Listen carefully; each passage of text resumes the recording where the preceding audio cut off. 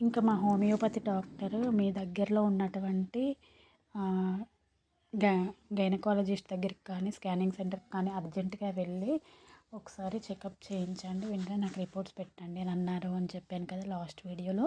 So వెళ్ళాము మేము around 3:30 ఆ టైంలో, ఆఫ్టర్నూన్ టైంలో వెళ్ళాము. మా దరిద్రమో ఏమో తెలియదు కానీ అసలు ఒక 4 హాస్పిటల్స్ తిరిగాము, అసలు ఎక్కడా కూడా డాక్టర్ అవైలబుల్గా లేదు.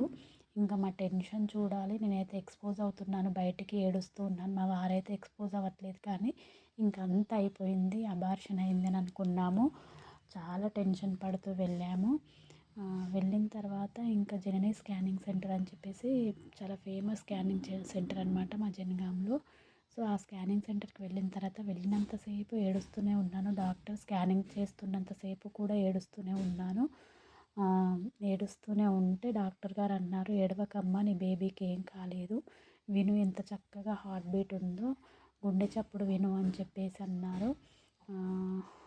అంటే సార్ మా సార్ని పిలవండి, మా సార్కి చూపించండి సార్, మా సార్కి చెప్పండి అంటే, సారీ అమ్మ, ఎవరు లోపలికి రాకూడదు, జెంట్స్ నాట్ అలౌడ్, నేను మీ సార్తో మాట్లాడతానులే, నువ్వేం టెన్షన్ పడకు, భయపడకు, కామన్గా అవుతుంది ఇలాగే కొంతమందికి, నువ్వేం వరి అవ్వకు అని చెప్పారు. రియల్లీ ఆ సార్ అయితే రేడియాలజిస్ట్ సార్ చాలా సపోర్టివ్గా మాట్లాడారు, చాలా ధైర్యం చెప్పారనమాట.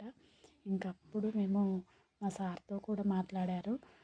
అప్పుడు మేము కొంచెం రిలాక్స్ అయిపోయి బయటికి వచ్చాము. బయటికి వచ్చిన తర్వాత మళ్ళీ మా డాక్టర్కి కాల్ చేశాను, గీతాలక్ష్మి మేడంకి.